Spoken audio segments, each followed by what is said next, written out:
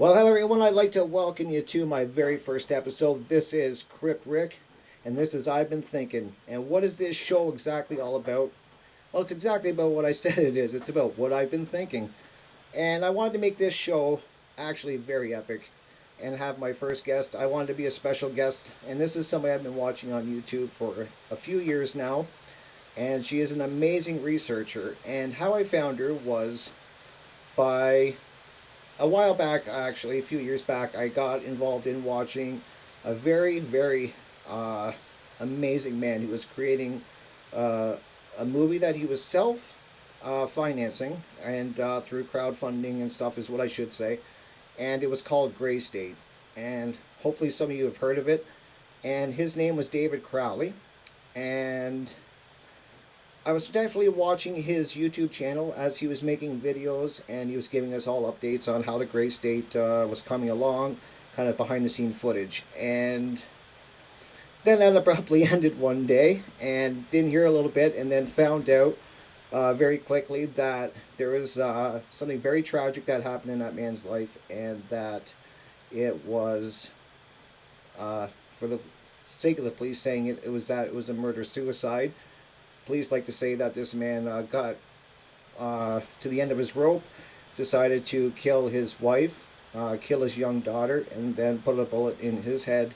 And they wanted to basically say it was a murder suicide after only 2 hours of actually walking in the crime scene, as I like to call it, and looking around. And basically, I find that amazing that police can go into any scene, especially with this many people that are deceased in it, and determine within 2 hours that they are basically it's a murder suicide, and it's cut and dry case. And so this is where Catherine Jeans comes in, my great guest, and she has definitely been doing a lot of research on this. So I'm going to welcome her in. Hi, Catherine. Well, hi, Crip. How you doing? I'm doing very good. I'm sorry if it was a long intro. Like I said, Oh, it's my first one. I'm learning as I go. no, you did great. Now, do you want me to call you Crypt or do you want me to call you Rick? What do you want me to call you? You can call me Rick. How's that? Okay, Okay, perfect. perfect. That way, yeah, it's just the name of my show. So Okay. someday I will tell you the story how I got that name, because it is actually a name that I've used in the past, and I will tell you one day. Great story. But anyways, so Catherine, I am so excited to have you on on my first episode.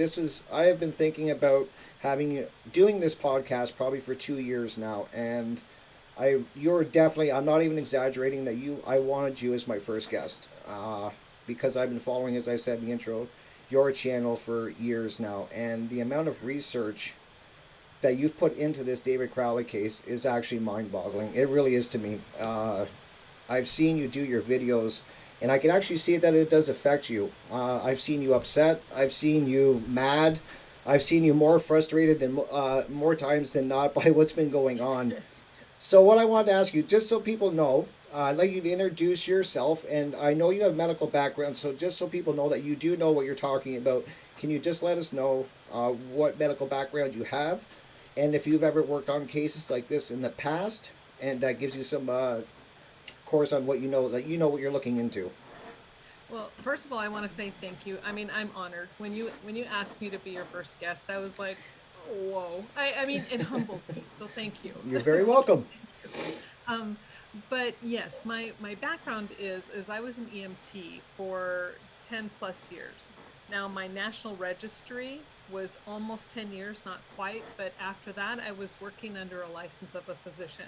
So the opposition likes to try to think that they can dig things up, and they try to drag your name through the mud, and I don't want to give them any credit because there's so much to cover on David. However, my medical experience is varied. I worked at several military bases, Mm-hmm. which is most of my experience. Okay. Clinics, the emergency room, basically. But I worked with doctors at Cape Fear Hospital Mm-hmm. in Fort Bragg, North Carolina. I worked at the Darnell Army Community Hospital. I worked at Evans Army Community Hospital. Um, I just lots and lots of stuff, Okay. not to mention coming across mass casualty crime scenes. Um, I've done several of those.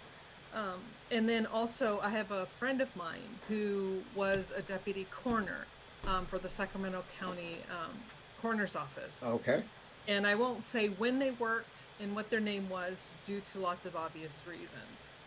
But because of them, I was able to go and hang out with them and go on different cases that they were called on. And then one particular case that we got called out on, it was a murder, so I wasn't allowed to go on to that particular scene. Happened to be a shooting as well, Okay. but they knew who the person was. They had already arrested the person who was guilty, but still, while they were working that case, I got to actually stay in and watch an autopsy. I got to go look at the different bodies, different stages of Wow. decomp. I got to read all kinds of files, any file I wanted to. They're like, here you go. Here's our section of closed cases only, nothing active. Okay. They're like, here are our closed cases. Go for it. So I'm like, Wow. sure. So yeah, I spent a lot of time reading up on a lot of different cases. So yeah, my background is extremely varied. And as I've also stated, my mother was married to a man who was in prison for murder. And again, this is a story that has been convoluted and twisted. Mm-hmm. Now, how I came to, and then I was interviewing these gentlemen. They contacted me through my mother because both of his name is Robert John Logan and then Mike Logan, who were both in prison in Arizona for committing murder. Two different women, two different situations, but brothers in the same prison Right. for the I same remember you crime. talk. I remember you did a video about this. Yeah. I do remember. Yeah. And the book that came out at the time was called Evil Intentions. And my mom had contacted me and because I had just had a book published and it was for sale on Amazon and it was a romance intrigue novel. And so my mom says, well, Bob and Mike want to know if you'll write their story. And I said, well, I've never done this kind of work before. I said, I didn't mean to write a romance novel. It was mainly supposed to be intrigue Mm-hmm. and act, not real action, but I'm not a romance person, but Okay. that was the niche that the publisher had, so that's where they stuck it in. So anyway, I'm like, well, you know, um, I said I don't like what you're telling me, but okay, I'll talk to him. So after a lot of research and years, I mean, I'm talking years, 4 or 5 years, going down between Colorado and Florence, and you have to get special permission. It's not, you can't just be on somebody's list and show up one day. You have to go through an entire process. And I always told those guys, I said, if it ever comes a time where I feel you've lied to me or I feel you're stonewalling me, I will walk away. I don't care how much work I've put into it. Okay. And one of the brothers, Mike, Bob was who the man my mother had married, Bob Logan, Robert John Logan. He was always very honest. I mean, for a criminal and someone who's in prison for murder, I swear, you get more honesty out of that guy than probably somebody walking down the street. His brother, however, was a whole different ballgame. And his brother told me, he says, well, I won't tell you my whole side of the story until Jesse, who is Mike and Jesse did their crime together, and it Okay. was horrible. And I won't say, I mean, it was just horrible what they did to this woman. Okay. But he always stated that he would never tell me the whole story until Jesse was executed because he was on death row. Okay. And so during this time, because of my research, the federal prosecuting office, they're trying to see if they could get a stay of execution. They're getting my files, blah blah blah, and I'm like, you don't want my files. What I have on So, your clients. right. So what they were trying to, what I'm gathering is what they were trying to do is try to find hope through you, that you would find something that would give them a stay of execution. Yes, And yeah, and this. they were hoping that something I had found Yep. would help them keep Okay. Okay. at least, the the prosecution and the defending office, both of them, and I'm just like, going, you guys, you know, leave me out of it. But I Mm-hmm. couldn't. When you have the federal government knocking at your door saying you want your files, you hand them You over. hand them over. So I'm like, okay. But anyway, I mean, and it's horrible that he was executed, and it's horrible. His last words were, "All this for killing that bitch," and I'm sorry about the language, but That's that's what he okay. said. Nope. That's okay. Fine. And I mean, this is the kind of person he was. So anyway, after that was done, I had to go through the whole process. Drove back down and said, "Okay, Mike, he's been executed. Now let's get down to the real story." And all of a sudden, he conveniently forgot everything. Okay. And I told him, I said, "Well, I'm not I said, I told you what I would do." And I said, if this is the way it's going to be, I'm done. And I walked. I never looked back from anything. But I was researching my own book to cover their side of the story. I see. And I had nothing to do with evil intentions except for the fact that I read the book. And then when I was reading the court documents, it was so far off base. There really was no truth to anything other than maybe what he said about the women's families, because I don't know, because I didn't want to contact them because I was researching the people who hurt their daughters, you know, and I felt that was just not okay. So he may have been telling the truth about that. I don't know. But as far as the court documents go, it was wrong, just wrong everywhere. And that's kind of what started me down this path. And then I joined from there. I joined back in the day. I joined an FBI group, FBI investigators and stuff. But because I had a background, they let me join their group. Okay. Well, then it got cliquish, and I got booted out because I didn't have a degree. You know how that goes. Oh, So for sure, I can imagine. yeah. So then I'm like, whatever. And then I actually went and got a job. But anyway, then there was a time period. And then when I was out of work, and my longtime, I mean, at our age, do you call them boyfriends? I don't know. The person we had been committed to each other. Right. He had passed away. And Okay. so I had a lot of time on my hands, and I just didn't know what to do with myself. So I'm like, oh, okay, what do I do? And then I happened upon Richie from Boston on YouTube. I know him. I don't know him. I know his channel. Yeah. Yeah. And I'll admit, a lot of times I thought the guy was loonier than snot at first until I started to dig a little bit deeper, and I'm like, wait, he's not so crazy after all. Well, then he just happened to mention the David Crowley case. And I was like thinking, going, so many times, especially when you have groups of people, they'll read something and not understand it, and then they kind of form an opinion based on the fact that they didn't understand what they were reading. Okay. So me and my arrogance, I was like, okay, I'll read this and I'll let these guys know why he actually was guilty. They just don't understand the autopsy, right? Right. Thought process. I remember you saying that. That's what you were trying to prove. Was basically prove that it was a murder-suicide.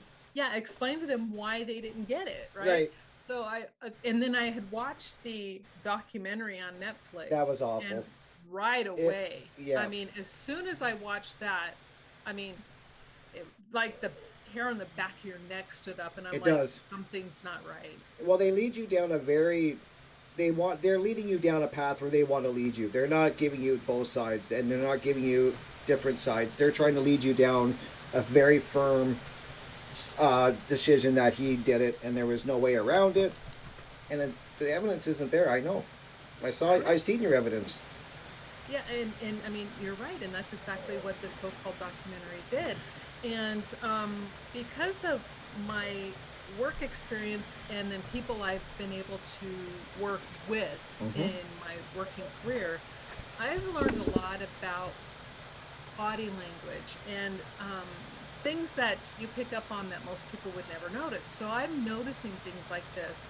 I'm noticing that they're leading questions, that they're pushing a narrative, that even David's own father didn't seem to believe what he was saying. Exactly. And so I'm like, okay, then I'm like, maybe I'm the one who's wrong here.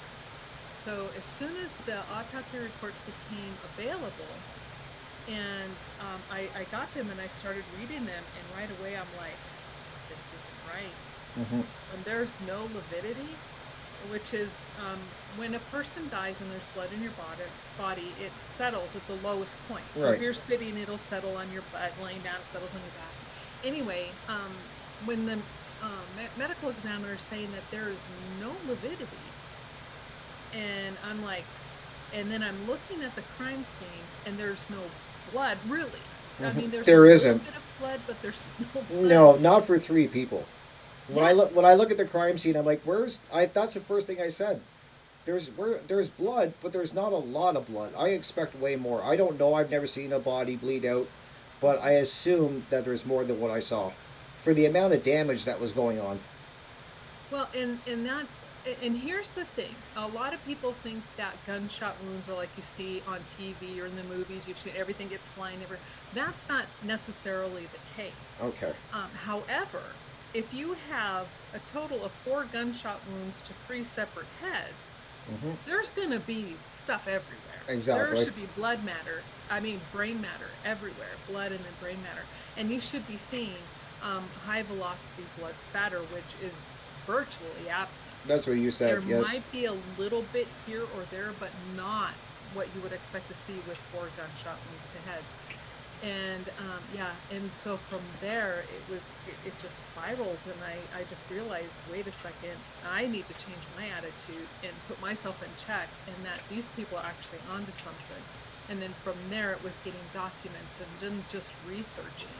Right. Um, it Now you was said, just sorry, I didn't mean to cut you off, but now no, go you ahead. said in one of your videos that basically, and I've seen this in other videos where the police went in, they got a phone call from a neighbor, and which I find suspicious to begin with because they look through the window and she determines by looking through the window that it's a murder suicide. He killed them all. I don't know how you know that by looking through a window without getting in the room, but she says this. The police come. If and stop me if I get this wrong. I kind of got a lot of things on my head. I've been studying your videos now for 2 weeks, so I got a lot of going on. Um, they basically the police go in, all the medical people, and they determine that it's a murder suicide within 2 hours. Is that correct? Hi, I don't need your Yes, help. and according to a new, and this is why I keep quoting it, because it was one major newspaper, and I do have the article saved somewhere on my laptop, but it does state in there where they're interviewing the police chief, and Hmm. they quote him as saying, within 2 hours, we knew it was a murder suicide. And that's very unlikely, right? That's a Very unlikely. okay. That's I what I mean, figured. they left the crime scene with 3 bodies and only 3 bullet Hmm. fragments. But what they didn't know, and so, already they put together the narrative, and you know that right away by saying it's murder suicide. But the 3 fragments they left with that day Hmm. all belonged to Kamel. Kamal, his wife, yes. Yeah. And they were missing Ranya's and they were missing David. Hmm. So how could it be a murder suicide when, and right there you start to see the pattern of assumptions, and then where pieces then start to be brought in to fit what it is that they're trying to say happened. Right. So they're not But trying. They're not trying to. Basically, they're trying to look at the crime scene and fit the pieces that are there into what they want to believe. Not following. Not that's how it following the evidence. yes, that's how it appears to me. To That's me exactly too. how it To me appears. too. I totally agree with you, and I find that very. Now, what I know you have a lot. You have many different points where a lot of things that do concern you. Now, I know that what they were saying. I checked out a lot of the photos that you have and the way the layout of the body and stuff, and you're very great at explaining that. There's no way. Do you think they were either dragged into position, from what I remember, or placed there somehow? Like they did not die the way they did not die and land the way they say they did. Am I Correct. correct They on did that? not, their bodies are not what is called in situ. In Okay. situ is how something lies after the crime or event happens. Okay. And their bodies are clearly not in situ. And what makes you They believe were, that? What makes you believe that? What's your greatest evidence that there's no way that they fell this way? well, because for Kamel, for me, the main thing is her left hand is missing, but Hmm. it is underneath her body. Okay. So it's like it's up underneath here, but her hand is missing. And now that we've seen the sweater around the wrist area is not frayed, unlike with her right arm. You see some fraying, A little bit. which Yep.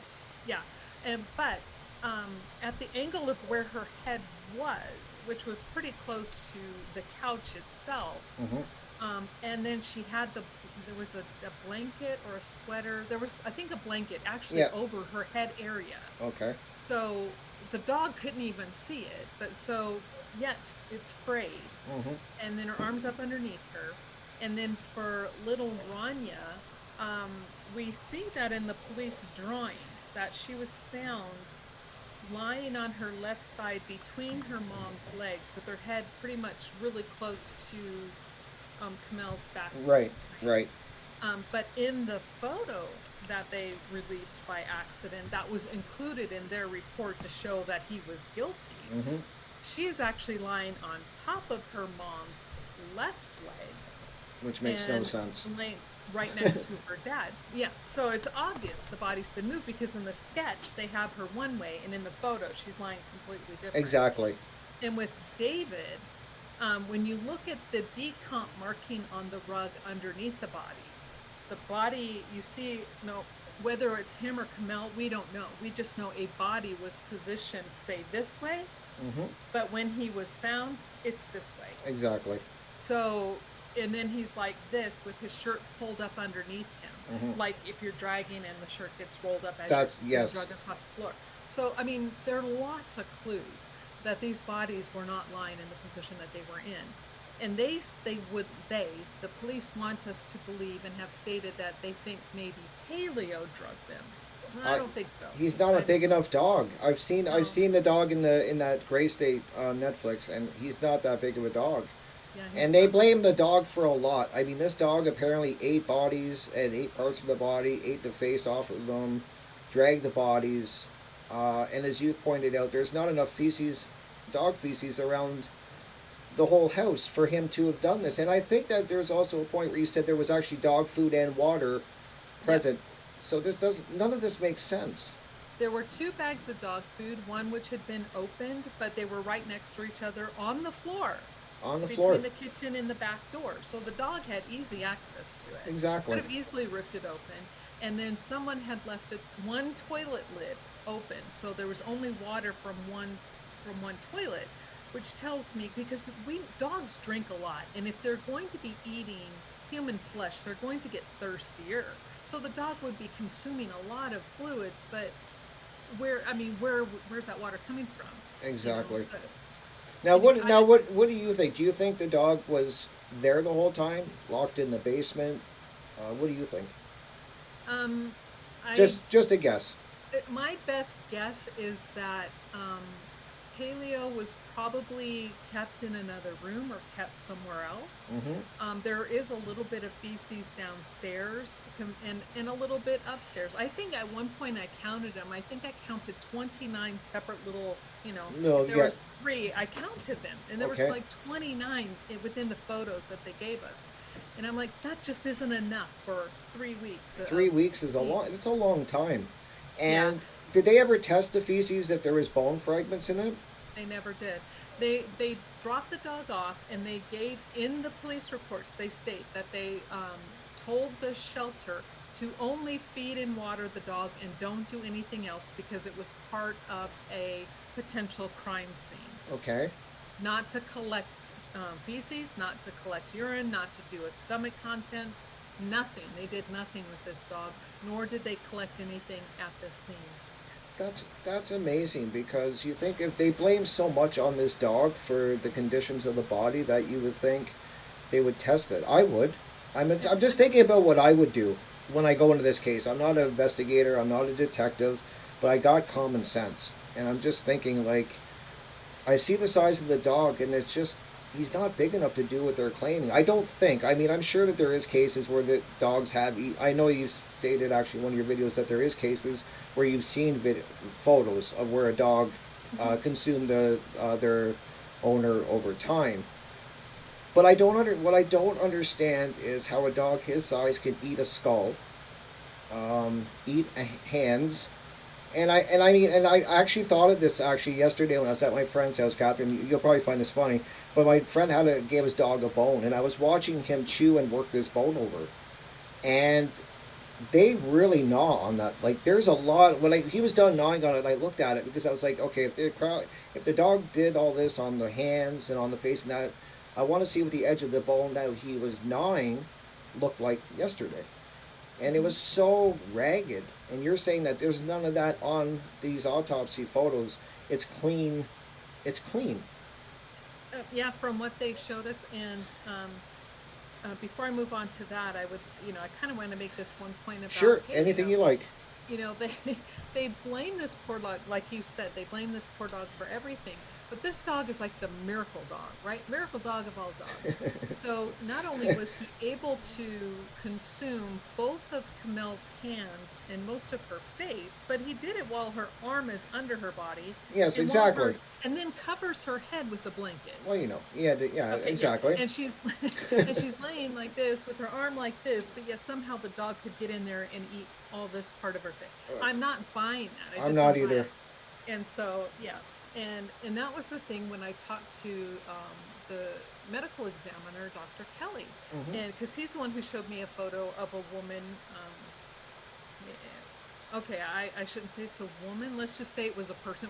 It was a photo, and you couldn't tell. I couldn't tell. Okay. It was just a body from the waist up, and the only thing there was the spine and then the head. But I knew it was an older person, but that was my comment to him, because he's like, "Well, this is what can happen, Hmm. but the with a dog." And I said, "Okay, we have a couple of differences here." And I wasn't trying to be a smart ass, but it's the truth. It's the Here you truth. have an older person who has softer bones. Hmm. But I said, but the head is still there. And that's really, I'm like going, okay, the head is still intact. Hmm. And I have two adult heads that are virtually missing over half, and a little child who wasn't touched Hmm. by the dog you're saying, or they're saying, did this. I go, it's not adding up. It just doesn't add up. No, and you would think that the dog, I would think, would go after the child because they're softer, more Yeah, tender, and I don't, easier. easier, and they wouldn't. I don't think the dog would automatically go to the skull where it's tougher. They would work on all the other areas, and you would see from when I saw the dog bone, they really work on the bone, and you could see all the jagged edges and splinters of bone everywhere just from me watching this dog for an hour yesterday. Hmm. And I don't understand how the police can blame all of this on the dog. I don't know if this is shoddy police work or if it's a cover up like people say. I don't. I have my theories. I don't like this. I wouldn't want to say what they were, but I just. Um, Well, I. and I think a lot of us are coming to theories that, let's admit, probably for the most part, could be far fetched. Yep. But are they really? Maybe they're not. And like the part about where the piece of David's skull, and this is what I focus on a lot This for was me and my, this was amazing when you found yeah. this. You Um, gotta tell you gotta tell the audience about this. Yeah, because here they have this skull cap on the floor. Hmm. And on this skull cap, I remember my corner friend had come over to visit me one day at my house. And they're like, "Oh my God, would you just get away from that case? And come talk to me, right?" And I'm like, I said, "I can't." I said, "I'm staring at this photo and it's bugging me." I said, "There's something here and I'm missing it. It's right in front of my face, but something's not right." Hmm. I said, "Okay, this is your job. Get over here and tell me what it is that I'm seeing, but my brain is refusing to accept." Right. Right. And they walked up and they're like going, "Well, that person was murdered." And they didn't know, right? I had nothing to Right. know. They just knew I was looking at a case. And I said, "Okay, tell me why." And they're like, "Well, that's blunt force trauma." And they started pointing out all the places I was looking, but I didn't understand at the time what I was seeing. Right. And they're like, "Okay, move. You got to move now." So they kick me out of my chair, and then they sit down. They start looking, and they start counting. They stopped at 13, 10. No, they stopped at 10. And they said, "There are over 10 individual blows to this piece of skull." They're like, Wow. "This person was murdered." And they said some of these impacts were so hard that it could have actually killed the person before they were shot in the head. Wow. And This is huge. This is it huge. it really, and it's right there. I mean, everybody can see it. Yeah. And when Tony dropped the other photos onto the group page Hmm. not too long ago, and then I saw that skull cap piece under the lights in the medical examiner's office, which really gave good lighting. I'm like, it is so evident in how that ME, all three of them that signed off on these documents, how all three of them allowed that to go through as a suicide is It's reprehensible. it is, and especially when the videos I've seen on your channel, which I really strongly suggest my followers actually go and look at. When you show the skull bit, you can see it, and I'm not even trained. But when somebody points it out to you, You can see the pattern, Yep. and it looks like, to me, it looks like, as you said, a ratchet. It looks Yeah. like something like a ratchet or something. And I found three different tool marks, and the clearest one I could find was the six-sided ratchet. yes, And I'm just like, and it would be similar to, say, like, because they have the long handles with the ratchet end, like yep, for a truck or something. You would yep, take that. Those suckers are heavy they too. are. And so that is as clear as day, that indentation. But then when I started looking at that, and you see the skin around this skull piece, Hmm. and it's straight lines. Like it's cut. And yeah, and they're saying the dog ripped that off. So I there's don't no way that Paleo could, this miracle dog, as we've called him, there's no way that he could have peeled that away from the skull and make it straight like that. There would No, have been because some. it's like skin, from whatever part, wherever that was. Hmm. Just for example, say it was like here, and it was straight, Okay. straight, straight, and dogs can't do that. No, they can't. Yeah. So, and then the one weapon that had all three blood and/or DNA on it, which was the knife, The which was knife. found open, they totally just ignored that. They marked Yeah. it, logged it, and then I, whatever. I don't. They didn't. That's another thing, is that even the way, like you described, that the way that the knife was, they found the knife, it wouldn't make practical sense on how he was holding it. Correct? He would have. He wouldn't. They want to believe that he was holding it towards him, which, like, holding the blade basically. Is Hmm. that what you're trying to? Is that what you're It explaining? was it was blade. He's out like this, right? And Yep. it was next to his leg, blade up, like facing toward his head. Okay. I mean, who goes around holding a knife like this with the blade up, right? Right. You hold it. Come on. Yes. Yeah. So And it's the and all they scream staging. it does, and that's another thing, is that they found the blood on it, and I don't understand why they wouldn't have tested more. They seem to be leaving a. They seem to really be cutting corners on this, to me, and I'm sure, and which you have found out. All I mean, you've proven, and um, another thing I've really found interesting. What you were. I watched another one of your. As I said, I watched all of them. I found it fascinating. Um, where they have the bloody footprint. You really got upset about this, saying that I it's a blood. fight with everybody to this day over that. And I had to really look at the video last night, because I was like, I actually tried what you said to do, to put the paint on the side, and it looks just like that image, like the toe part with the little part of your finger. Hmm. It does look like a little kid's project. I really does, and Yeah. you noticed that right away. I noticed Yeah, that. there were several of us who actually, it was like about the same time where we noticed the same thing. And it's like, wait a second, this is an art project. And in fact, it was Dan Hennon, Hmm. who called it the kindergarten art project. And I go, that's the perfect word. So I kind of ran with it after that.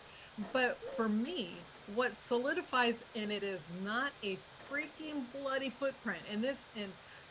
Because I'm like, look at the photos, and where they sprayed what is called amino black, which Right. is the areas where it turns blue, Yeah, where like it comes luminol, in kind of, contact. like Yeah, it aluminum. comes in contact with the hemoglobin, right? Okay. And when they take the photo head on, and it resembles bloody footprints, and then they spray it with amino black, and you clearly see the individual sections. Now, nobody's foot that I know of has individual sections. Exactly. And the big toe, you see a swipe mark that is not visible before they spray it with amino black. And again, the amino black only reacts with the hemoglobin in the blood. So that tells you that there was something there, and somebody cleaned it up, thought they cleaned it up good enough, and then put another pattern on top of that. Okay. And it is as plain as day that it doesn't even match up with the ball of the foot. And that's just, again, one of the many things. And then I don't know of anybody's toe who makes a circle with one straight line down. Yeah, exactly. It And doesn't look like a footprint at all to me, like when I looked at it. And then now, what I wanted to ask is, there. I know that there was lots of blood in the living room area, from what I could see in the video, your videos and the photos I've been looking at. Was there any blood anywhere else in the house? Like, was it just in the living room area where they say this supposed murder suicide took place? Is there it was a little bit of blood spatter at the very beginning of the hallway on the floor, because you see some on the wall, and Mm-hmm. then a little bit on the floor there. But then there's a transfer stain, a smudge, right by Ranya's door on the wall. And then, other than the living room area, there was only blood found in the kitchen. where it was passive drops. Mm-hmm. And Which had, that right there should have told them that that probably came from a perpetrator, right, whoever that perpetrator could have been. right, That did not come from the victims in the living room, exactly. Yeah, it's but very. they never tested it. They, I don't, and is that very, is that, is that, let me try to figure this out. I want to, is it uncommon for police to not test all the blood in a crime scene, or do they normally test all of it that they find? Not all of it is tested, no. Okay. Because if they take a bunch like they did from the floor, they took some from the wall on Mm-hmm. the island, they took swabs from the floor and then took a swab from the, and you don't want to, you know, you're not going to test all of it because that's just, it's crazy. Because if you look a lot, you're like, chances are, although it may not be, chances are most of that is going to come from the same person. Okay. However, if the situations like on the recliner, that should have been tested. Mm-hmm. It never was. In the kitchen, especially the passive blood in the kitchen, should have been tested. Exactly. And it wasn't. And what else? Even in the by Ranya's room, it should have been tested. Anything that wasn't in that immediate area should have Yeah. been tested. Yeah, because there was drag marks that looked to be drag marks of blood behind the recliner I on saw the that. floor, Yes. and that was not tested. Just so much.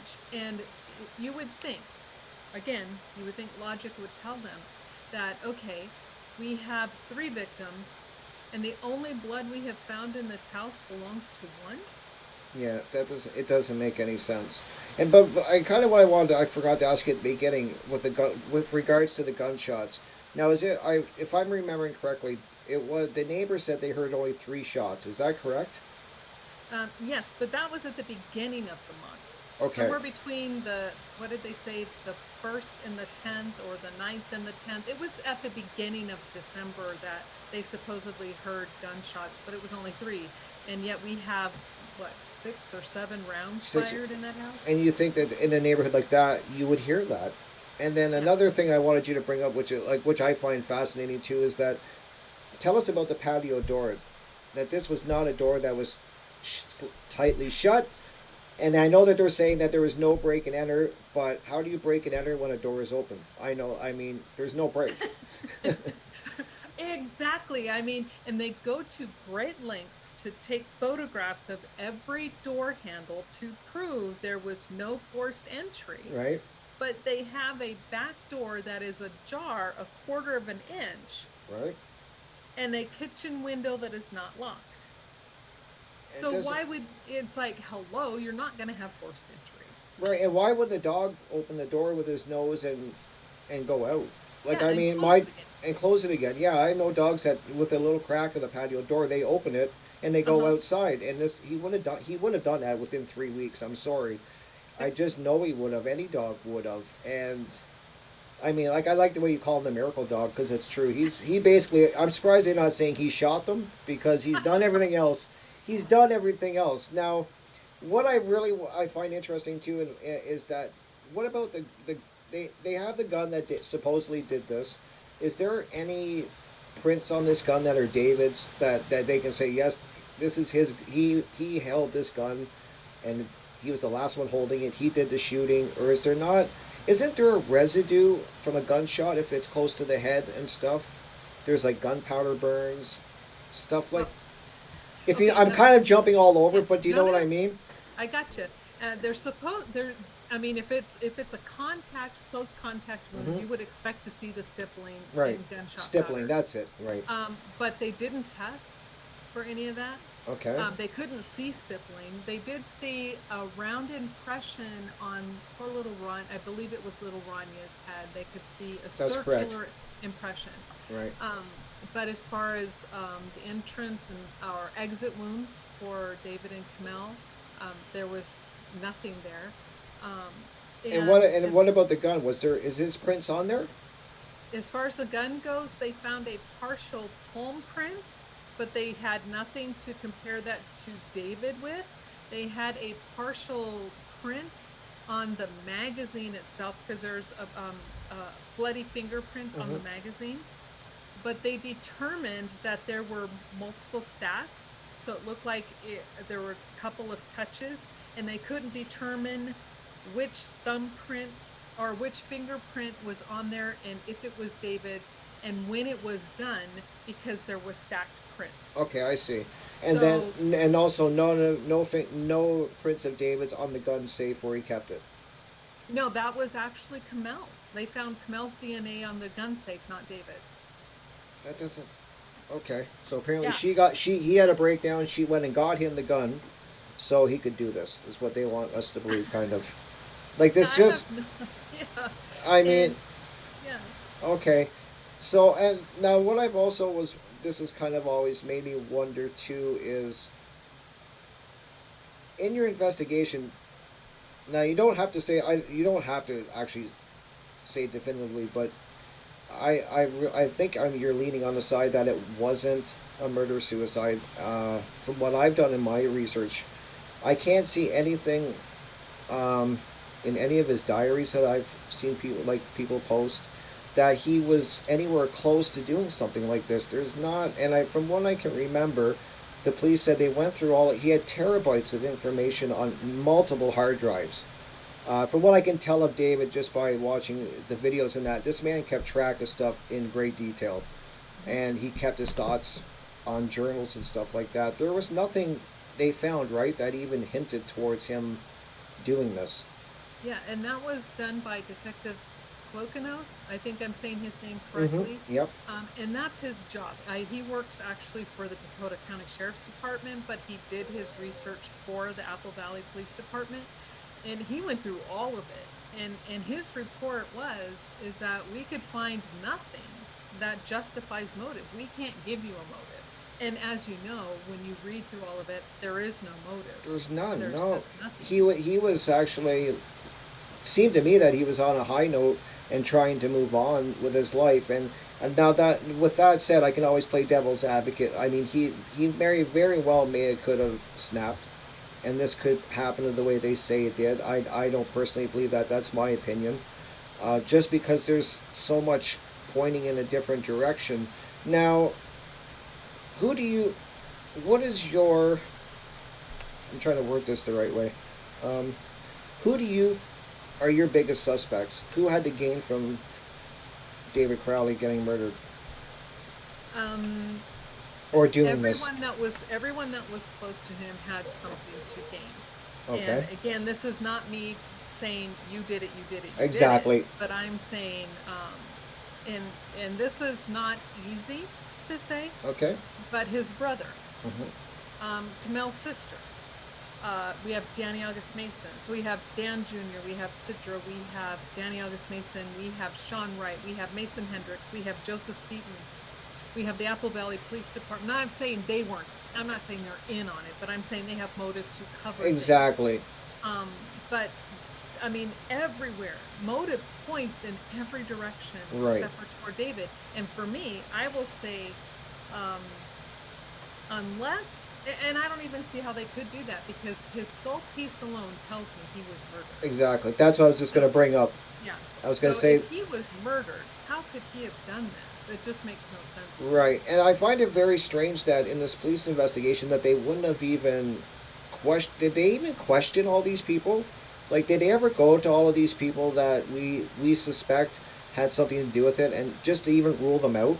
Like, just to say, Yeah, they talked to them, but never to rule them out, or never even as a person of interest, which they should have been. Any good investigation, everybody who's close to victims is considered a person of interest until they're ruled out. till they're not. And that's everywhere, Yep. everywhere across the world. And so the fact that they didn't do that, and then they're talking to these people who then say, come across as they were just David's best buds, right? Danny, we have Sean, and we have Mason. Oh, they Those all, three yeah, especially. they all say they were best friends, and they were all Yeah. getting along. And then you listen to David's notes, and they're lying. And they read it. And Yes. this is the point. They're reading his journal where David is like, I want these people out of my life. They're soul-sucking pariah. Yep, that And was his so- exact words. Yeah, and so the fact that he's saying this, and they're like, oh, okay, well, we're not going to consider them suspect, when Danny was, in his mind, now I will argue back and forth with everybody, he has no claim to any of that. Mhm. Because David rewrote that script. Everything that he presented to the Hollywood producers was his work. Yes. And Danny was trying to hold on to something that was a concept that they had at the very beginning. David had long past gone way over that. Yes, he wrote And the so, script. He wrote the script a couple different times, correct? And mhm, he was also working on other projects. He had a lot of yes. projects. That's why I try to tell people is that he was, yes, he was on Gray State and he was focused on that, but he also had a lot of other side projects that he was looking into. And I think what his goal was to get away from where he was living, get to Hollywood, and meet up with the right people so he could become a movie A creator, playwright. a Yeah. playwright. And I think that a lot of the people that were close to him at the beginning of Gray State, that had a stake in it, you could obviously see that they were trying to pull. He was trying to pull away from them, Yep. and there was people that weren't giving in. They weren't they weren't signing over waivers, releasing themselves from the project. So I see where they could be suspects. Um, Yeah, be, and and I think about, the one person who did, and that was Mitch Heil, who was David's friend from high school. yep. And they went to the military together. And yeah, did it kind of hurt Mitch? From what I'm gathering, my interpretation of what I've read from Mitch is that, yeah, he wasn't too happy with the fact that they dissolved bullet exchange, but he understood. So he's like, sure, let's do it if it will help you go and fulfill your goal. Hmm. That's a friend. That's Now a that's friend, somebody who has your best interest at heart, right? not those who are trying to go, oh yeah, this is mine and I'm going to claim it and you're not going to do this. And oh, David, don't you put that in there in the rise because you're going to send me to prison for 76 years. You better calm. And this is, they're putting this on social media Hmm. and the police see this. They have it as part of their records and yet don't consider it motive. And well, what I find very disturbing is that you sent these autopsy photos with the skull bit that shows the ratchet marks. I listened to the interview last night, actually, where you spoke with the detective, and I have never seen more deflecting. He didn't answer one of your questions. He didn't answer it yes or no. It was always, we believe that we did a great job. Well, I know you believe you did a great job, but that doesn't mean that's what happened. And I Yep. find that, so I mean, I don't understand how the police can look at that photo, and it at least warrants, in my eyes, to reopen the investigation. For Well, just, and for me, the funny thing about the interview with Detective Gummer, and mhm, that's who it that's was, who it was. Yes. because here in Colorado, and this is why I had no problem posting that, because in Colorado the law is only one person needs to be privy to the side of the conversation to record it. The Hmm. other party does not have to know. And so I know that, and what I did was legal, absolutely legal It in was. Colorado law. But I did that, and the reason why I did that was because when I interviewed Dr. Kelly, I did not record that, but I had someone with me. So I do have someone as a backup of that conversation that took Okay. place. And so, but I didn't want to have to face that again. So I'm like, you know what? I'm going to record this conversation because, I'm not going to lie. If somebody's going to say something and I don't like what they like, I didn't agree with Dr. Kelly's stance. He's Hmm. like, well, from what I've read I'm reading these reports, they're really shoddy. They're not very good. And this is not how they should have been done. But from what I'm reading, I believe that David did it. And I state that as plain as day. Yep. But he also said that, because I asked him, I said, well, if I can present you evidence that he didn't, would you be willing to look at that? And then would you change your mind? He said, absolutely. Hmm. Well, then we all know the fiasco that took place with the unmentionables on that. But I'm not going to twist something to fit an agenda. I'm going to say what somebody has to say. But because of that, I said with Gummer, you know what? I'm just going to go ahead and record this. But here's the thing. Again, here's where the psychology background for me pays off, because right away, the first thing out of his mouth is, well, I know that you have a medical ground and that you have a lot of the grooming, the Hmm. building up your ego. Yep. It's the schmoozing. Yeah. It is And so. right away, It's so obvious. my red flags are just flying. And I'm like, Yeah. okay, I know what's coming now. And I don't get schmoozed. So, and I'm like, whatever. You can say all you want to do, but I'm going to still ask you the question. And no matter how many times I tried to get him, it was just like, no, no, no. And then finally at the end, it's like, he's just like, well, no, we're just not going to reopen it. And I said, That's what it came. Yeah. That's regardless of whether we give you proof, doesn't matter, we're not going to open it. yeah. They think they did a bang up job from what he says, and I just cannot Mm-hmm. believe that with the evidence that you gave them. to me, that's so, I just can't get that's so major. And it isn't, and it wasn't just them. I sent it to the Dakota County Sheriff's Office. I sent it to the city council. I sent it to the governor. I sent it to the mayor. I sent it to everybody I could think of. And I'm like, here's the evidence. Here's what proves this man was murdered. You've got to look at this and get this case reopened, you know, but nobody responded. That is so, and let's, It's this case set aside, if you were to bring evidence like what you showed with the skull to most murder investigations, this would be major, correct? This would yes.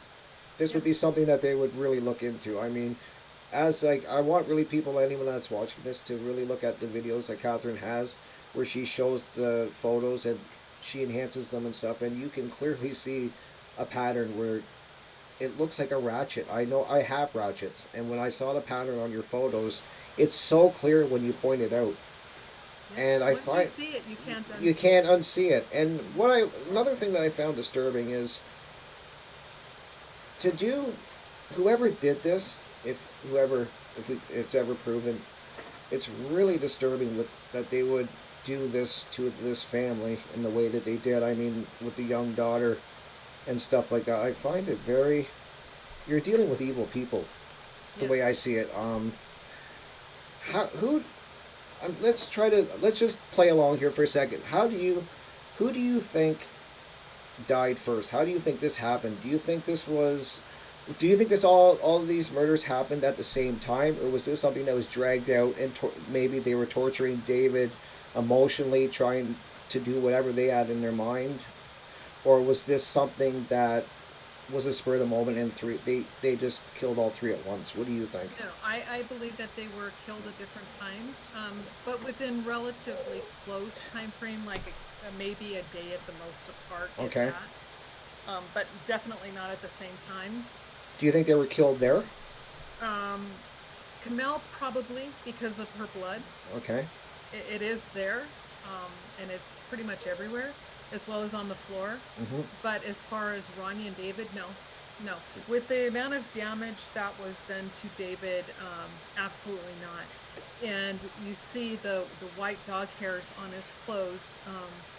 And Paleo was mostly brown. Yes, he had a white underbelly, but his fur is kind of longer, and these are short white hairs. They're short. All over so there's got to be another animal involved. And there is somebody in his circle of supposed friends that has a white dog white dog with short hair. with short hair, and they never looked at that. I yeah. find that fascinating. Exactly. And Now then go ahead. Yes. Also, to go along with that is the weight. David's weight. If you remember reading his journal, he was really excited when he got himself down to 168. Right? Yes, he very. was working out hard and he was training, and he lost all that weight, got down to 168. Yet his weight at the autopsy, I believe. If you don't mind, let me look. No, by all means. I mean, even if there was a way you can bring up photos of the skull, I don't know if you can do that on here. I've never actually asked anyone. First time doing this, as I stated at the beginning. Right now, are you seeing my screen? Are you seeing what I'm seeing? I'm pulling up my files. No, I just see you. Just see me. Okay. Let me. If we can't do it, that's cool. I mean, if we can't do it, then we'll figure it out at another time. Yeah. First of all, though, I want to point out something that's extremely important. Oops, that's. I'm looking up the case. The phone. I don't know why I'm looking at the phone records. I'm trying to find his autopsy report because I want to read it word for word. Okay. That's amazing. We have Rania, we have Kamel, and now where is David's? And I just want to let the people listening know that if you saw the amount of notes that Catherine has on this case, the amount of research, it's amazing. She's got binders full that I've seen. I do. They're everywhere. It's incredible. Let me see. External. Because they do state what his body weight was. Let me see if I can find that really fast. Yep, not a problem. Take your time. This is probably actually a big deal, so that's why I'm very curious. It really, really is, because this stood out to me. I'm like, wait a second here. I should have been ready for this. I'm sorry. That's okay, not a problem. I wasn't even really ready I was ready, but just I didn't have the knowledge to get going like I wanted to. But we made it. We're here. Okay, We're so doing amazing. as long as everybody else is okay with that. I am too. I'm great with it. That's his toxicology reports, the identification. Nothing in his toxicology. Sober. No, his toxicology was clean. He No. absolutely was clean. And that's another thing where, oh, here we go. I found it. Okay, Uh, but, perfect. but now that I know where it is, but yes, his toxicology um, clearly states that spleen volatile screen was done, ethanol 0.109, but as you know, his body decomposes, it turns into alcohol. So Yes. he had no alcohol in his system with decompositional peaks present. So that means they're picking it up from the decomp. Liver drug screen, immunoassay negative, no basic or neutral drugs present on chromatography. And they specifically were looking for things like the pot and the mushrooms. I was just and gonna say everything. that. I was gonna It say, was clear. didn't they find a big mountain of like a grinder full of pot on the like? Okay, so he's got no THC in his system. Correct. What He was about clean. his wife? Clean? She was clean. The only thing in her system was aspirin, a compound found in aspirin, or Okay. something similar to ibuprofen, and that was it. Wow. Okay, and now for David. Now, mind you, remember, let's go back to he was so proud. He got down to Yes. 168. Yes. Super excited. He was. Now, the external examination of the body. Now, with the body, the head is going to weigh roughly about 8 pounds, right? Okay. So, you figure so you got to take off a little bit of weight. The body is that of a well-developed, 70 inches long, 128-pound male. Oh my God. Where did all He the went 40 pounds. He's missing 40 pounds. Okay, and the So the roughly dog 32. right. Let's do 32, including we'll give him because most of his head was missing. So 32 pounds are gone. So that tells me he was kept away from food for an extended period of time before he was killed. Wow. So that's why I think, in my mind, the only thing that makes sense, and I'm not saying this is 100% correct, but for me, right now, with what I'm reading and what I'm finding, the only thing that made sense is that he was held somewhere and was not allowed to eat, and he lost weight and lost weight fast. And what this also led into what I was going to ask you. If he was led away and held somewhere, wasn't there damage? One of his hands was mummified, and another, how I'm not sure. I think that's how you worded it. But there was damage to both hands, like he was bound, or some Um, type of damage. his right hand is missing, remember, so Right, correct. Sorry. his left hand is mummified, and so are his feet, but so were little Ranya's.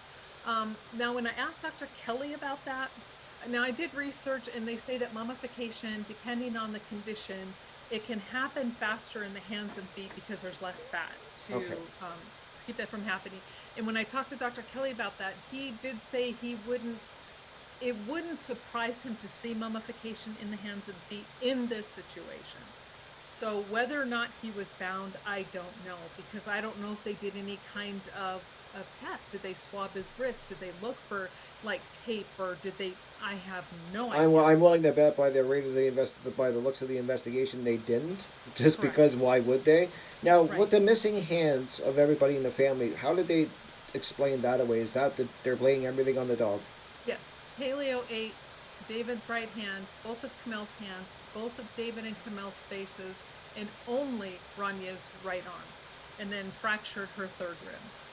The whole time while he had dog food in an easy bag that was on the floor. Yeah, this is an amazing dog. This dog is just beyond crazy. Has such good self-control. He will pick the hardest parts of the human body to consume, ignore his food, and then move them all over the room, and then cover up Kamel's head with a blanket, and then turn her over. I mean, it's ludicrous. It's ludicrous. It really is. And how did they? From what I saw in the autopsy report, that his young daughter had a broken rib. Did they ever explain that away? They never explained it, no. And it was up underneath her arm, with the arm. And now, mind you, this arm is missing. Missing. From the Yes. socket. Yes. So it was torn out of the socket, and which is an extremely difficult thing to do. I was Those going to ask you tendons, that. tendons and ligaments are strong. Oh my Yes. goodness, they're super strong. I was going to ask you that if that's a hard thing to pull. Like Very. it wouldn't happen from a gunshot wound. Is what No. or falling on the ground from the gunshot, falling down or anything. It wouldn't happen. So this was No. somebody that yanked. Yeah. You would And think. she has a good portion of skin missing from her right pec area. So, so it looks to me like, and then there has to be a good amount of pressure because her little ribs are a little bit softer and pliable, right? Yep. So to fracture that, now it wasn't a full complete break, it was fractured. But to fracture that, there's got to be quite amount of force put on that area underneath the rib. So you're like, okay, what? The dog couldn't do that. I'm sorry, the dog's, you know, a dog wouldn't be able to. Oh, I'm sorry, I get so frustrated. I get used to you and your videos getting frustrated because it's maddening.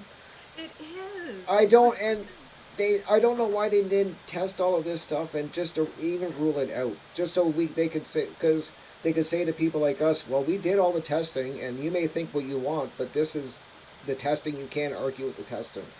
But they didn't do any of that. And the thing that we did miss over was, what about this bullet that they found in the ceiling? This is the bullet that they finally said. At first, they didn't find any bullet that was in David that killed David. And then, a month later, it shows up mysteriously. They all missed it. It was in the roof. Chris Klein called them and told them that they missed the bullet hole in the ceiling. So all the investigators, the cleanup crew, they missed the family, other friends that were in there. And it just... And that's why it's so crazy.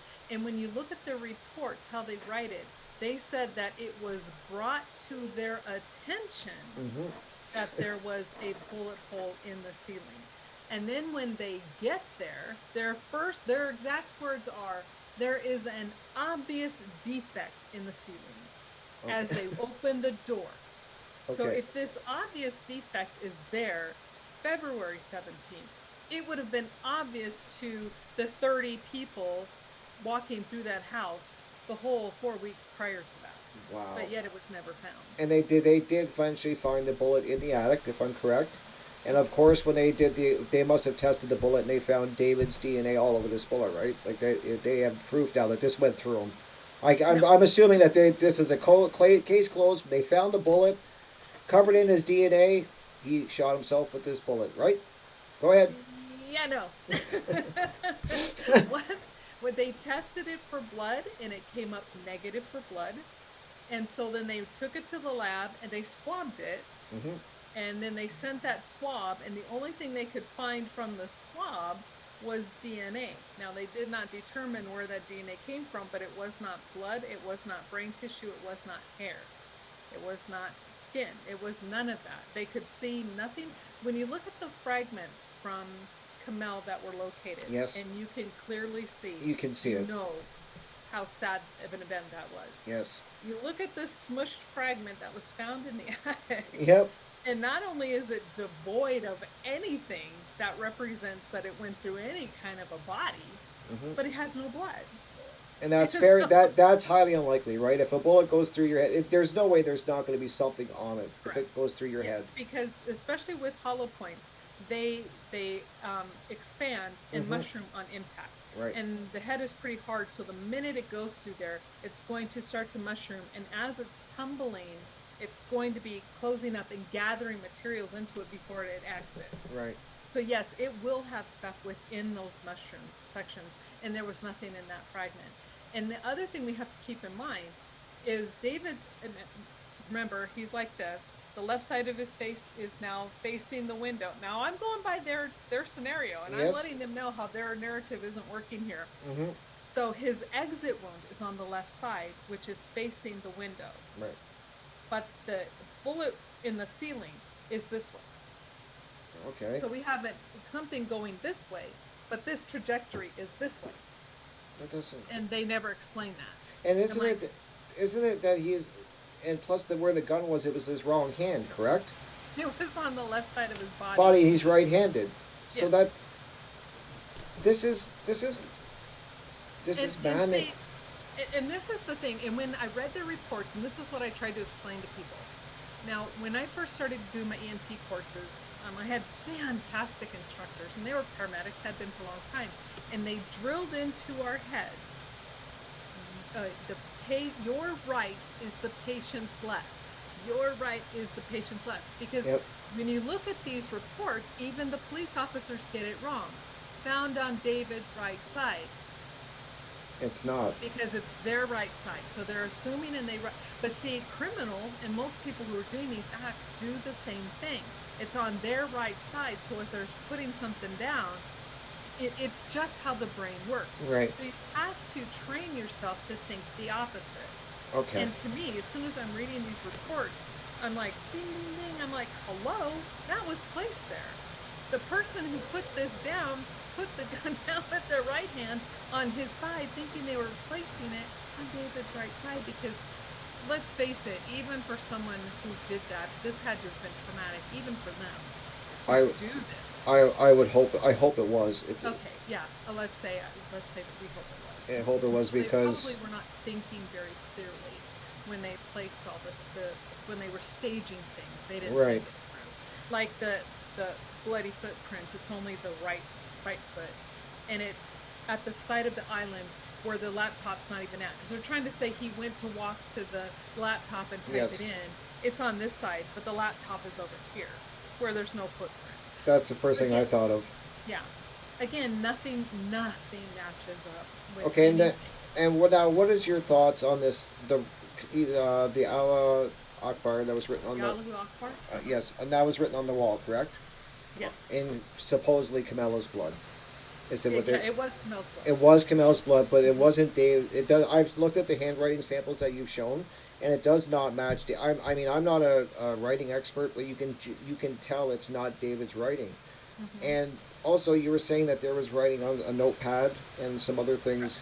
Was any of this ever tested? Did they test his handwriting and test the writing on the wall to make sure it matched David's?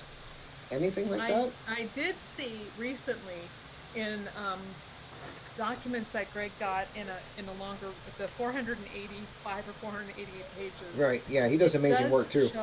Yeah, it does show where they were doing some handwriting comparisons, and when you look at their notes, they have little notations, but that was never in any of the final reports. But there was never really in a conclusion drawn. Right? There's nothing in there that states we concluded that this is David's handwriting. They just are like, well. And do you think it's his handwriting on the wall? No, just and because when you look at how the prints are made, you see fingers at first start to come Yes. down before the thumb gets there. Mm-hmm. Now, if somebody's going to be doing it with all their hand, they're just going to go, whoosh, right? Mm-hmm. You're not going to go like this, oh, wait, now let me add my thumb. And so it seemed like it was an afterthought. Okay, let me put this up here and hold it or hold the hand down. Who knows? But David has a very distinct way of writing certain letters. And I don't care how big you're writing, you're going to keep to your style. Exactly. Pretty closely. Pretty close. Yeah. And it's not, of course, it's not going to be exact, but none of those letters match his writing at all. No, and what I just find it. I don't know if the people that I hope the people that did this don't think they did a great job at staging this, because it's, to me, it's awful what they've done, and that's what really amazes me, that the police are so confident on this verdict that he did a murder suicide, which nothing leads to that, from what I can tell. And with the mystery dog, like, apparently this dog did everything, and I've always found that funny. What did you think of the movie on Netflix, The Gray State? Did you see it? It was a joke. It was scripted. It had a narrative, and something that they wanted something stated in the way they wanted it stated, Mm-hmm. and they put it together to put that information out. To put, like I said earlier, to point us in that direction. Yeah, but yet nothing that they put in there correlates with the actual evidence. Right, They right. take stuff out of context. They twist things. They get these guys to say how they were such great friends and how they're talking about how they knew David. And when you get in there, and like you said, when you read his journal, you found out that David had pretty much cut all of them out of his life. Yes. Months and months, way in advance, even before summer. Right. And And Kamala was also. They were both pulling away from their family, correct? Yes, and how they were trying to make, I can't remember if it was in the Netflix documentary Heidi Lish or if it was someone else, Kamel's friends, right, that they Mhm. were interviewing, And they were like, yeah, and they were leading you to believe that David forced her to quit her job. Yep. But when you read his diary, he's like, I can't believe Kamel just did this. She up and quit. And I'm going to support her, but man, am I surprised. Right. Right. So it wasn't him, it was her. And she did it because she was tired of how they were treating not only her, but her colleagues. Mm-hmm. So she said, enough is enough. And that's why you would think her friend would say, what, you don't think I can come up with this on my own? This is what Kamel's saying. Don't you think I can think of this stuff on my own? Mm-hmm. Kamel was insulted. Mm-hmm. And And so, I agree. yeah. And then what did you see The Rise when they put that out on Netflix? I saw that recently. I didn't see it at first, but I did see it recently. And isn't that the one where they're doing all of the interviews? Right? Yes. They're having all Yes. the guys talking. Yeah. What do you think of that one? Um, If you remember it, I mean, I've watched it a few times because you do miss a lot the first time you watch it, and I just think it's more of the same with. well, I was gonna say it doesn't appear to me as something that David put together. But he It looks was like working on something called The Rise, correct? yes, he was, but he was gonna turn that over to the guys. Okay. And he's like, hey, you know what, you guys, and because a lot of you did a lot of work on it, I will hand this to you. Take it. This will be your baby. Okay. And it's pretty much how it looks because it doesn't look like David's work at all. Right. Yes, he's being interviewed and you see him talking into a lot of it, but it just seems, like you said, pieced together to form a certain agenda, Right. a certain narrative. That's and, what. oh, my air conditioner is going to go on. It's going to be really loud. Let me go turn it down. Okay, because not a it's problem. super loud. Okay.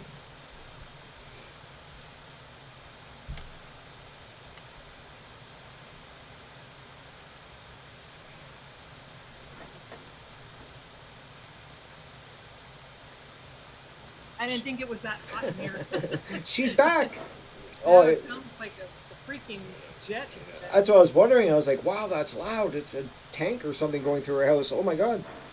But that's good now. I can hear you now. Perfect. So no, back to what we were saying. Sorry, I'm trying to remember. I had so many questions. So hopefully if I missed anything we can do a second interview down the road because I know I'm gonna as soon as I've done this interview I'm gonna be like, I forgot to ask her this, I forgot to ask her that.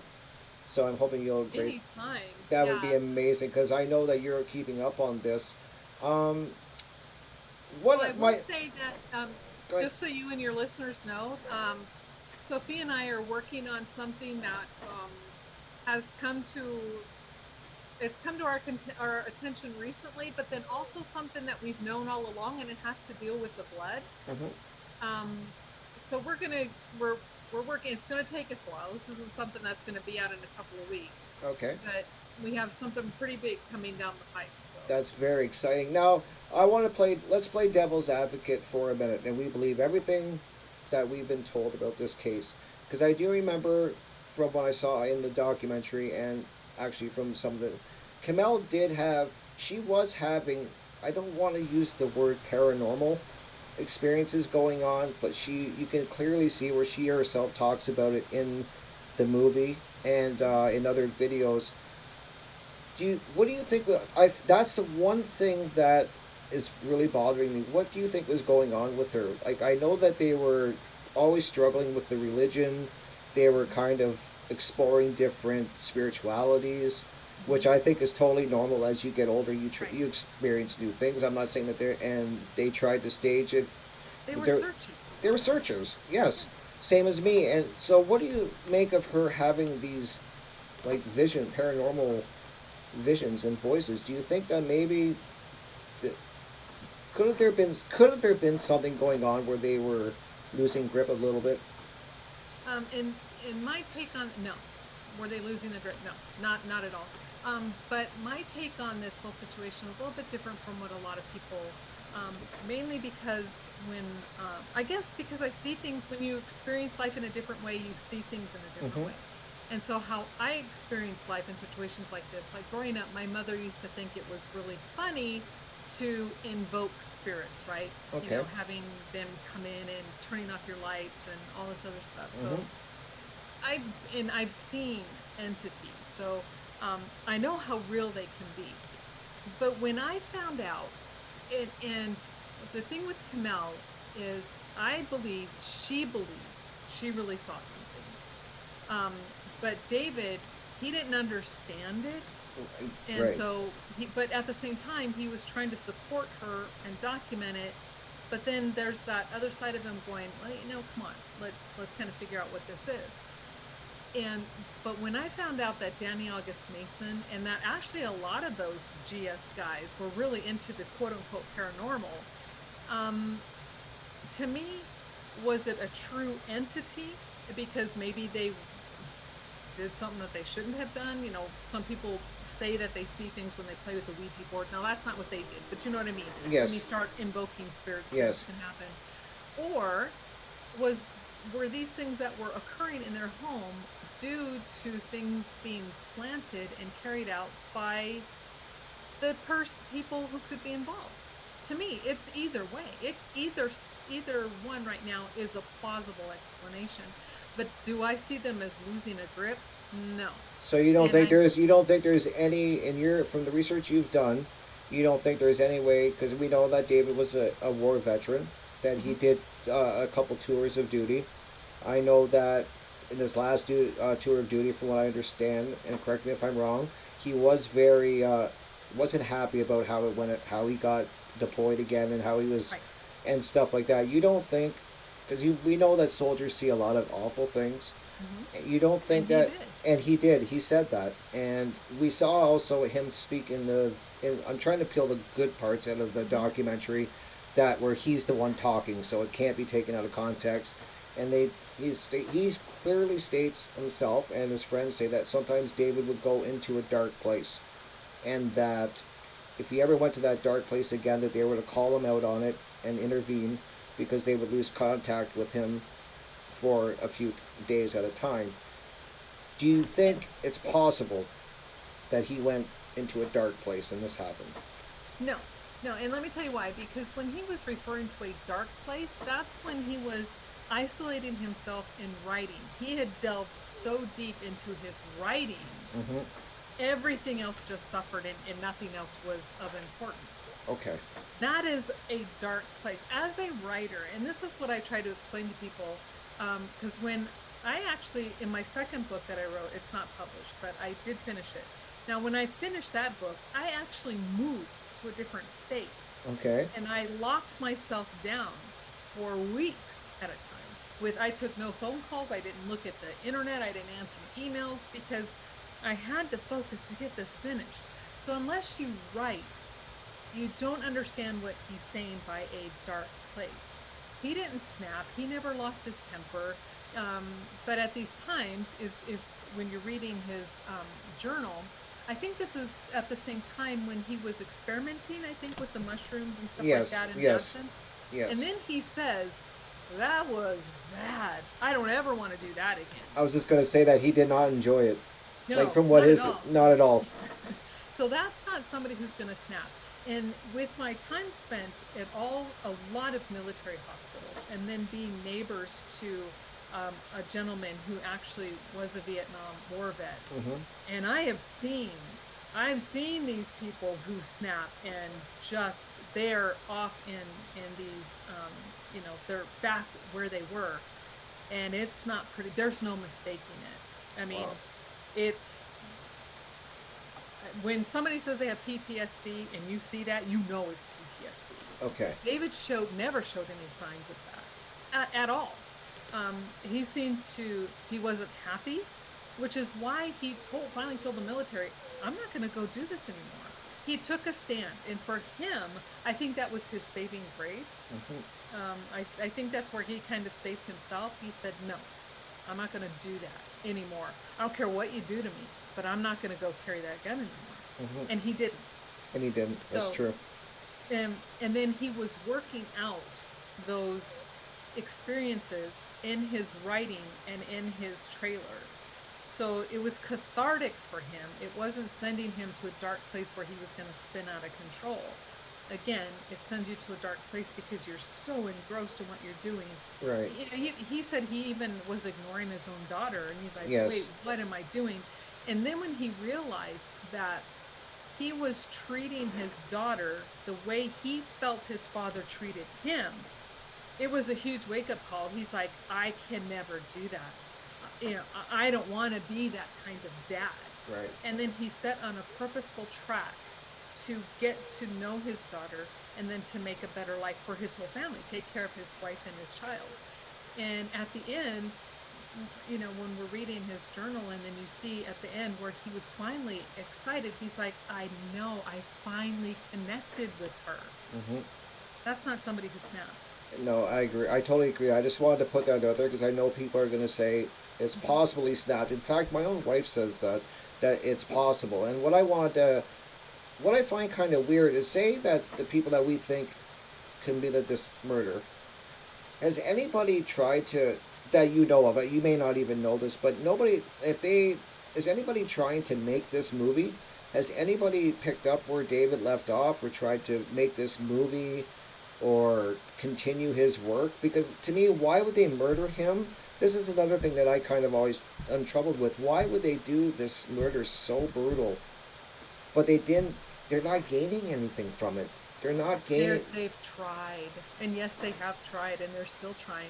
In fact, if you look up the copyrights now, Mhm. there's both Danny August Mason and Dan Senior Yes, have filed for copyright copyrights. of the Gray State, Right. which pisses me off to no end because as a writer, I had my first book stolen from me. It has my name on it, and it was sold for almost 20 years on Amazon. Right. But I made this much money, so I'm Wow. pissed. So Okay. when I see that kind of stuff, when I see people stealing other people's work, and when the copyright law states, unless someone specifically leaves a will that says, I leave this to you upon my death, any written material belongs to the writer and the artist and the creator for 70 years after the date of their death. Okay. And as far as I know, there was no will. Okay. And so nobody has claim to the Gray State, but yet they're all clamoring to get it, and the Gray State guys still keep saying, we're going to finish it, we're going to see this through, we're going to, bring David's dream to life. His dream wasn't for you to steal his work and take his money. His dream was Exactly. to leave your ass because you weren't doing anything. Sorry. That's okay. You're allowed to swear. I'm sorry. You are no. Don't not apologize, Catherine. I'm surprised I'm not swearing more because I get upset like you do when I talk about this. So to kind of bring this, let me just bring this into a closure thing. I want you to tell me. Let's tell me the 6 things that make you believe this was a murder suicide. The 6 things that bother you the most in this case, or you can tell me more. I just want off the top of your head, what is it that does not add up with you, and you think that this is a murder for sure? Oh, okay. So it's a triple homicide and not a murder suicide. So yes, sorry. Okay. I stand Okay. corrected. It is the damage to the skull, number one. It is the lack of blood at the crime scene. It is the lack of lividity in all 3 of their bodies. It is the body placement. It is the lack of DNA. The fact that they don't have the bullet that killed David. The fact that Sean is talking about, hey, you're going to send me to prison. There are other people, Danny August Mason, who wouldn't sign and is still trying to fight to get rights to something that wasn't his.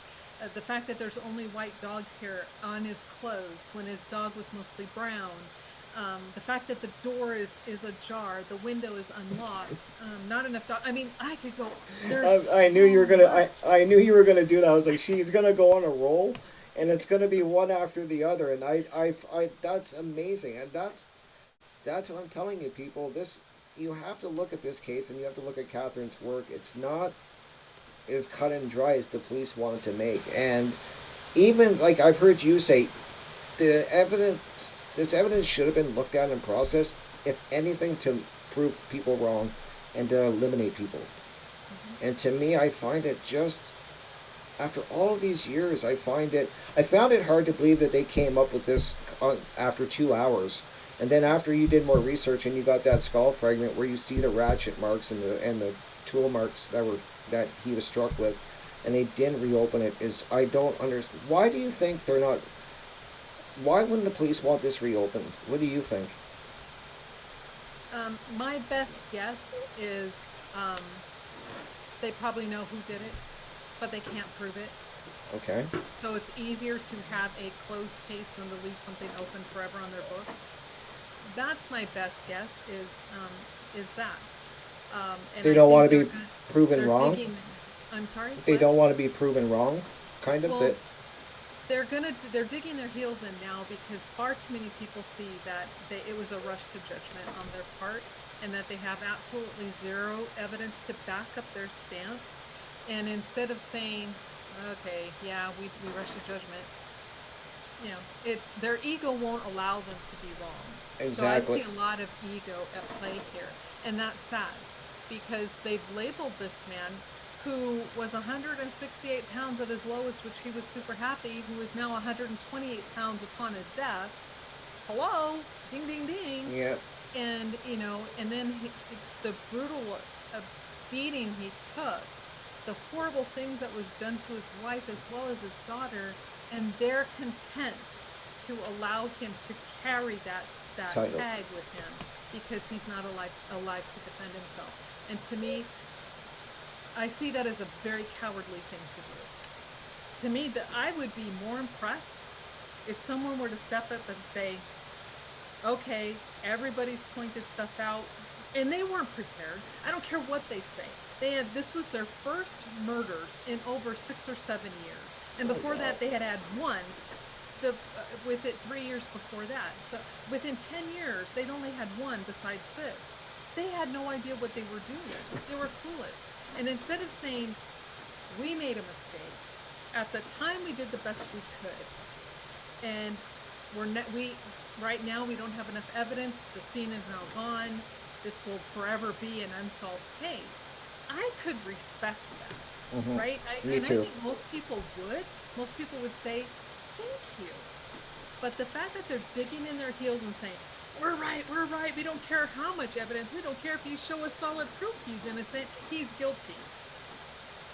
And Well, there you go, it's ego. he's carrying that label as a man that killed his Domestic fam violence, yeah. to the highest degree. Now, if you don't want to answer this, this is perfectly fine. But from what I can tell, have you, because of all this research and the people you've named, have you actually been threatened at any point by people telling you to Oh yeah, stop yeah. research? Oh yes, Really? and in fact, I did move recently because someone decided to drive by my house where I lived at before, Mm-hmm. and shot a pellet gun into my window. Thank God I had a double pane storm window in my front. It was a big, huge window, and I heard something. I had just walked out of my living room into my kitchen, and I heard something hit. My dog's kind of alerted, Mm-hmm. and at first I'm like going, well, that was really weird. Maybe I should just go check and see what it was. Because they're like staring at the front window. I'm like, oh, come on, you guys. And as I walk around the corner, I see this big old hole in one of the panes of glass in my front window. And I go out, and all I see is a black truck and an arm, an orange sleeve. But as you know, your mind can remember different colors. So it might Exactly. not have been orange. But Right. I remember seeing orange. Arm with a hand like this coming in, and then go back in the truck, and the truck took off. That's So, I and never then, knew that. I've never seen you do a video about that. well, yeah, because I don't want to give these guys, they do stuff like this to a lot of us that, they we're either followed or people come into your house. Like I would find, um, in the house that I had before, again, my same house, which I finally said, you know what, I'm just done. I'm going to move to a gated community, which is where I'm at now. So I would leave, like, say, a bottle. 'Cause I used to drink soda back then. I drink water now. But say I had a can of soda on the table, Mm-hmm. just as an example. And I would leave it there. I'd get up, put everything, and then I would go somewhere, be gone for 3 hours. I come back home, and now this can of soda is in my kitchen sink. So stupid things like this would Wow. happen all the time. Different things within my house would be moved. And I'm like, all right, whatever. And, to me, it's very childish, and it's really, it didn't scare me.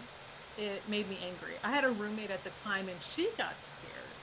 And I just told her, I said, look, knock it off. 'Cause, I mean, she really freaked out. I'm like, you got to quit this crap. Mm-hmm. Just stop. Mm-hmm. Because it's just meant to harass.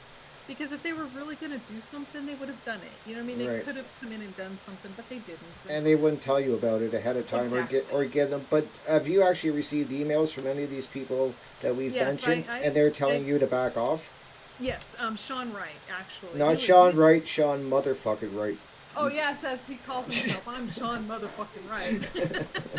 And I'm like, whatever, dude. Okay. Ooh, I'm scared. I had to add that in, folks, because I just find that funny. But Well, yeah, so, because that's how he writes things. And yeah, he's very rude and very condescending and very, you guys need to drop this, and I'm like, who do you, and I would tell him, who do you think you're talking to? mhm, I'm not sure who you think you're talking to, but you don't talk to me like that. I will talk to you if you're decent. mhm, And I'm not saying we have to agree, but don't come at me calling me an MFer. Sorry, I don't play that game. right. With anybody, it's just rude It's and, rude. It and is. uncalled for. And I find that that's very telling that they would, like, obviously they don't, there's somebody that doesn't want you doing this research. I truly, and same with uh then his name is slipping, Greg? Junior. Yes, Oh, Greg. oh, okay. uh the people that you actually done videos with in that, Greg Fernandez Jr. Am I Yes, butchering that? Fernandez Jr. All right, Uh-huh. thank you, Greg, I got it right. So yeah, like the research you guys are doing is incredible. I truly find it fascinating, and that you guys have kept with it for so many years. This wasn't like something you did for a couple weeks and then you're like, oh no, you've been on this for years. That's what I'm trying to let people know in this, is that this is something that you haven't just looked at for a couple weeks or even a month or 6 months. This is years and years in the making, and And we take no money for this, and that was one of the things that was for me, my personal mm-hmm, criteria. Is the reason why I really stuck with the group was because Dan and Greg feel the same way I did. Not one of them ever monetized their videos, and I'm like, I will never do that. mm-hmm. It should never be about us trying to make money. We're trying to get some justice for this family. I agree. I agree, and it's very. I'm trying to think. It just, I don't even have words anymore. I really don't. I'm so frustrated. I can't even imagine with the, I've done a lot of research, but nowhere near yours. I actually, you've done way more. And the amount, like, it really struck me when you said that you used to lose sleep over this. As you went through more files, you would be pacing the floors. Like, you really took this on as a, you want David's name cleared. Yeah, I I can mean, tell. I can tell. if like I if when I was reading this stuff, and if what it showed me was that he really did do this, I would have had no qualms to say, okay, you guys, you're just misunderstanding. He did this, and here's why. Hmm. But everything is making this man guilty when he's a victim. And to cause a victim to be a perpetrator is never okay, especially with a vet. I spent all of my time working with most of my EMT work was done on post, Hmm. on different posts, in the United Hmm. States. And at the time, I was married to a guy who was in the military. I'm, I defend our military. Hmm. And so for them to do this, I take it as an affront, a personal affront. Oh, for sure. And it's like, no, it's never okay. Again, if he was guilty, I would be the first one to say, sorry, but he did it. I truly believe that. I've always, that's another thing why I loved your research. I honestly do believe, Catherine, that if you came across right now a piece of evidence that was cut and dry, and you looked at it and said, he did it, you would admit it. You would do a video. I know you would, and you would be like, okay, we were wrong. Here's Yep. the evidence. He did it, but it's not there. At least not that Yeah. I've seen. And that's what I tell people. It's like, at this point, even if they showed me a video of him supposedly doing this, Hmm. I wouldn't believe it because of the skull piece on the floor that the ME fit to his body. And that skull piece tells me he was murdered, and it was cut off his head. Which, So he could not have done this. exactly. And do you think there's any ritual, some type of ritual that they were trying? I don't understand. I don't. If you want to kill the family because you're mad, I get it. You want to frame David and say he did it, I get it. But why? What do you think? Why the brutalizing? That's the part that are we just dealing with evil people that want to make a point and hurt a family and kill a family and make them suffer? Or do you think there's like a ritual or a message here? I think it's kind of both. What I see initially is just rage, anger, pure rage. Mm-hmm. And then after that, after they realize what they did, it's like, oh no, now we have to CYA. And from the CYA is where I see a lot of Freemasonry stuff, occult stuff, all being thrown into the mix. And when you start to realize and start to, like the video we just did, Ordo of Chow, it's, you see, and there's more. Somebody had asked me, and I can't remember who it was, and I said, yeah, there's actually, we could do a part 2. There's that much more evidence and stuff that was put together. Wow. And when you start to look at it in a whole different way, and again, not saying that's how it went, but it starts to all make sense. Right, and But it's again, like they crammed every piece of like Freemasonry. They wanted religion in it. They crammed it all. They were honor panicking. killing, they did Honor it. killing. They wanted to cover their base. They're like, we're going to throw everything at this, if not to at minimum confuse them Yep. or something. But I just found that they really, really crammed a lot into that crime And this scene. is, yeah, and this is why I see that it was more than just one person because of the different elements. This is different mindsets of somebody, coming in and going, oh, I'm going to do this. Oh, that's a great idea. You do that, and I'm going to go do this. And you see what I'm saying? And it's just like, yeah, to me, it's just, and to actually um, subdue David in the way that they had to have done to get his family to hurt his family, there had to have been more than just one person. Because Exactly. with his training and the way he loved his family, I easily see him sacrificing his life to save them, to get them out. I But that agree. didn't happen. I agree. And now, just to wrap this up, I actually almost forgot, was the last video you did, you showed a lot of, I want people to check your last video out, where I think it's the last one, unless you've done another one. I don't think so. It's the blood, it shows all the bloody clothes that Yeah. David was wearing, and that, from what you can tell in your experience, and I could just tell by the, when I look at the bloody clothes, you don't think, do you think it doesn't add up, correct, by the blood on the clothes? There seems to be a lot of soaking blood. Like, there's a lot of blood through all those clothes. Yeah. It's It's soaked through 3 shirts and a pair of sweatpants and onto his underwear. That doesn't come from a single gunshot wound to the head. that okay. Exact. That's what I was going to ask you. Like, is that Especially, the pattern that blood makes on his clothes is not indicative of a single gunshot wound to the head. wow? So that the clothes. That's another almost that coincides with the skull fragment. Is that, you got the blunt force trauma, and I remember you saying that the impact was so hard on the skull that it was actually indented on the inside of the, it's like the damage went all the way through and left an imprint on the underside. Is that correct? Yes, I did say that because that's what my corner friend was saying, that they suspected due to their experience. Okay. Because of the way the impact was on what they saw. Okay. Wow, that's, and so do you think these blows could have killed, one of these blows is hard enough to kill David? The impact? Yes. One of the, oh yeah, absolutely. I mean, multiple would have left him, rendered him unconscious and unable to do anything. But yes, there were a couple that could have easily could have killed him. And then there's another skull piece, which I'm going to go and do more research on, but that was also in the pictures that came with, that Tony dropped on our page, which shows that when you compare how this one looks compared to the other ones, you see it's mainly all red or brownish color, which tells me that there was a lot of subdural bleeding going on, that this skull came into contact with a lot of fresh blood. Wow.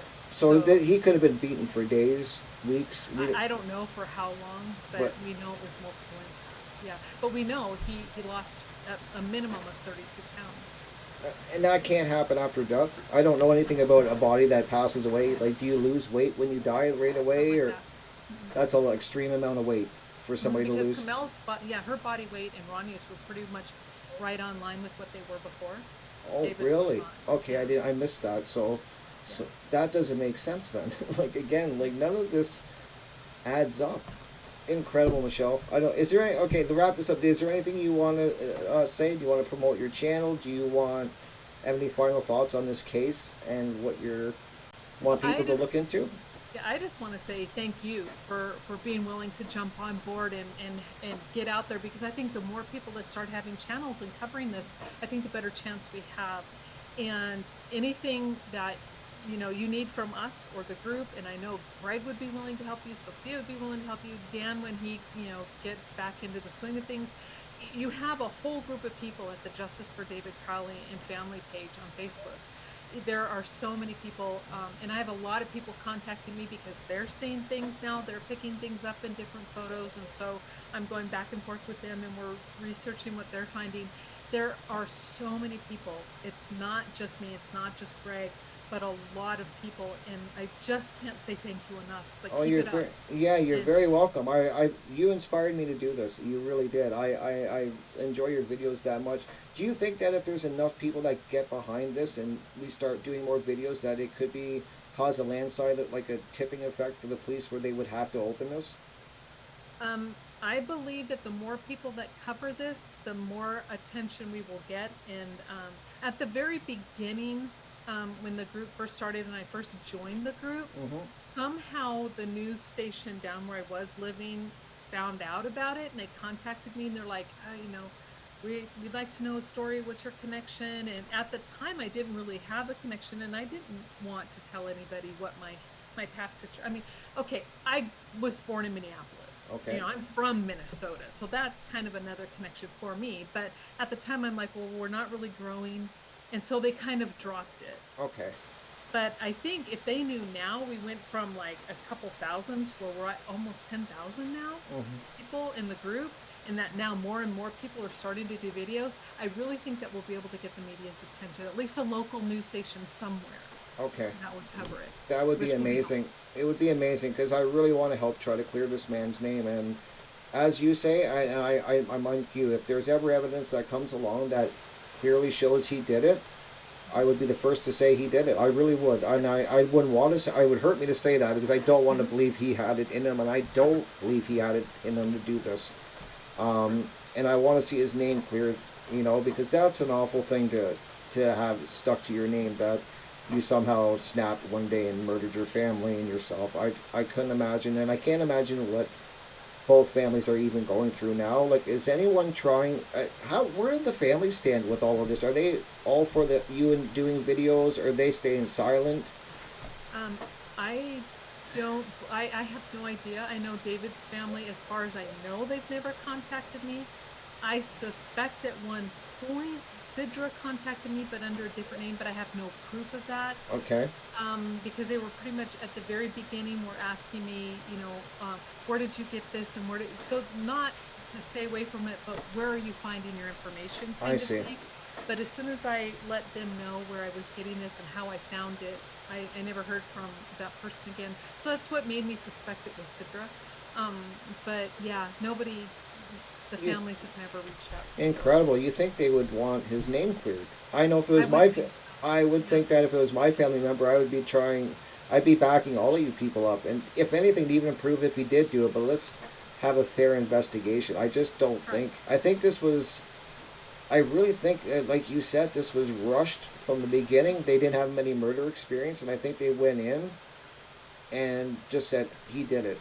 Like, and then they just made all the evidence. They tried to fit it all together in 2 hours, incredibly, and that's what they've run with. And they just don't. They've dug their heels in the. They've put their line in the sand, and I think they just don't want to say we rushed it. I think that's what it is. I don't know if they're don't want to admit that they were wrong, or if they just don't, they just don't, maybe they don't have the funding to reopen it. I don't know. And that could be it too. I think they know they're wrong, but they're, like you said, and like I stated, they drew their line in the sand, they've dug their heels in, and they're not going to back out. We're going to have to drag them You out. have to And drag them well, out, that's and okay. We'll drag them. that's All right. yeah, that's exactly what I say. If we got to drag you kicking and screaming, we will. I will. We will. And that's amazing, Catherine. I want to. I know I'm forgetting stuff, so I definitely want to do another interview down the road with you. Are you game for Absolutely. that? Because Absolutely. I know I'm going to think of 100 things when I get off with you. I know it, and I'm sure that happens to you when you do interviews. Yes. I'm going to get off and go, I forgot this, and so I definitely want to do a second one with you, and maybe we could even do one with Greg sometime. I'm game for that. That would be great. Yeah. It would be, and I think the more knowledge, the more awareness we put on this, I kind of feel from the research I've been doing, is it's kind of fell into the background a bit after it left, because it's not on Netflix anymore. I checked before we did this interview. I wanted to see if it was still on there.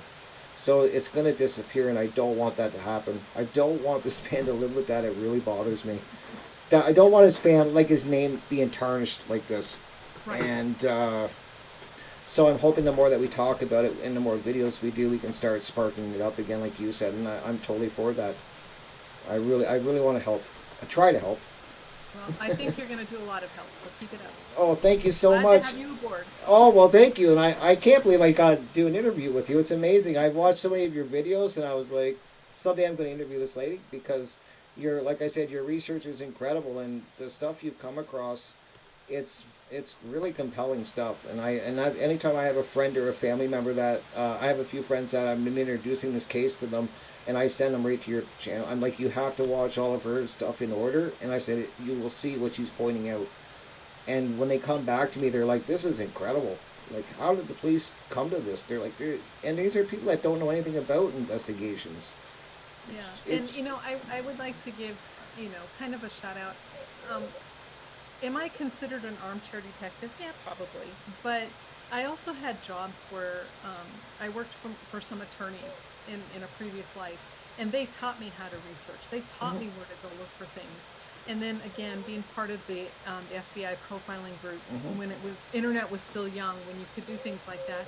I mean, I've been blessed to be around people who taught me a lot of very invaluable lessons. And that is what I've been able to bring to researching this case. And I try really hard not to base it on opinion, although I do that sometimes, let's face it, we all do. We're all human. But I try not to make it about my opinion and about what I see. But if I see something, I have no problem saying, and everything's like, don't ever say absolutes. Well, I'm sorry, his head is absolutely beat in. So for me, there's no question. But I'm also not having to file a legal document, so. Exactly, yeah, and so, yeah, I definitely, if you, maybe, like I said, we could do a second interview and get, I'd love to talk to Greg, too. I mean, it's another channel I watch. I just got done watching where he's reading the journal, the journal's passages of David Crowley, and I don't see anything that would lead me to this. I could be missing something, but I just don't see a man that he was too happy where his life was going and excited to move and get his life going, and he was, like, as you said, he was connecting with his daughter. I remember hearing that when he was reading it. He made a lot of progress, and you could see it through the journal entries. And he was growing, and he was finding himself, and he was finding the love for his daughter, because to be honest, he was struggling with being a father. He was. And when you're in the military, though, you see that a lot. What he went through is not uncommon. And especially for men who are deployed and when they're not there at the very beginning lives of their children, it's really hard for them to come back and to connect. And it's very normal for that man to go, oh, there's a kid here. All I want to do is get to know my wife. That doesn't mean he's a hateful person. He was being honest. He was writing. He never expected anybody to read these thoughts. Nope. They were his personal thoughts. But when you watch him progress from going, I don't know what to do with this thing, because he didn't know what it was. Really, it's like, oh my God, I'm dumped into this. What do I do? To wait a second, this is my child, and I remember how I was treated by my dad. I can't do this to her. I have to do better by my child. To at the very end where he's like, I finally have connected with her. That's not going down into a dark hole. That is someone who's going from darkness to light. He found his light. Yeah, and that's exactly the feelings I felt when I was hearing him read it. I was like, this is not a man going darker. He's coming out of the darkness. So it's very interesting. And is there any more journals, or are they going to be releasing anything else that or you don't know? Anytime I request stuff, it's always denied. So I have to wait for somebody else. And it's probably because I've not been very nice, and I'll admit it, but it is what it is. But I have specifically requested documents that I was told no, that then were released by Tony onto the page. So there's a lawsuit waiting right there. Wow. But I'm putting my ducks in a row, though. I'm not just going to jump into this, because to deny me and then hand it to somebody else, that is illegal.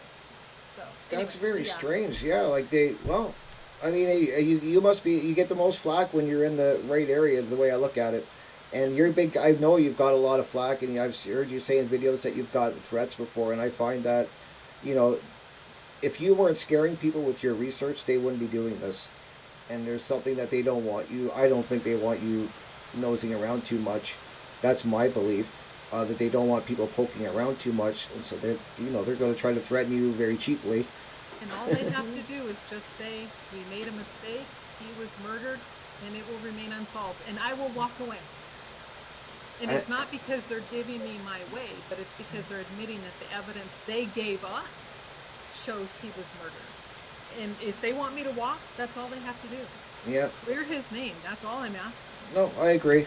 So no, that's great. I don't want. I could keep talking. I'm gonna let you go. Okay. I've kept you so long here already. I said I didn't want to request an hour, and I don't know how long we've talked, but I've just enjoyed it so much. Well, thank you. I really appreciate it. And like I said, anytime we can do this again. Oh, that would be great. Thank you so much. And I hope I will send you this so you can post it on your page. You have my full total permission. So as soon as I get it up, you can definitely share it. I can send it to you, whatever you like. Okay. Does you that have sound my good? email, so Oh, sounds good. beautiful. Thank you so much, Catherine. You have a great evening, and thank you so much for being making this episode very special. My first one. Thank you. And you did a great job. Thank Good you job. so much. Take care, dear. Okay. Bye. Okay, bye-bye.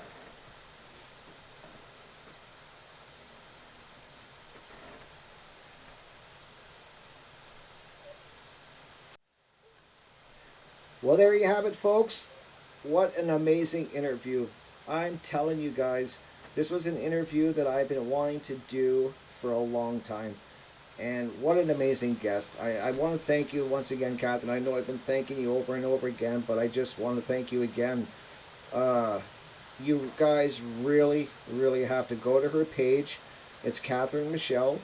And I want you to, if you're interested in seeing the evidence that this lady has accumulated over years and years of research, I'm talking binderfuls of research, and you want to actually see the evidence that she's found to prove that David Crowley did not snap. He wasn't, in, as she said, in a dark place.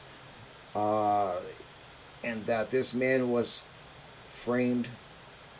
And people, it's so clear, guys, if you just watch the videos and watch other videos too.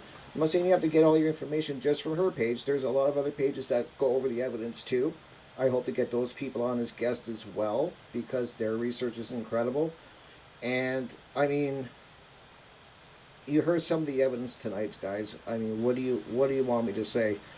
There's, when you look at the video and it shows the pieces that she's taught, the skull that Catherine's talking about, the skull piece, and she does shows it and then kind of puts the layers on it so you can see the color better and stuff. You can see the ratchet. You can see it's a ratchet. A socket wrench. You see it, and there's multiple on that skull. You can, as soon as you point it out, somebody points it out to you. You can't unsee it, as Catherine said. You just can't unsee it. And the fact that what's always, as I said in the interview, blew my mind is that these police went in there 2 hours after they get this call. They walk in there, and then they walk out 2 hours later with only 3 shell casings, and they have this all wrapped up neatly. David snapped, killed his wife, killed his child, put a bullet in his head, and it was wrapped up that quick. That neat. Just like that. 2 hours. I mean, I've seen people get into a fender bender on the side of the road.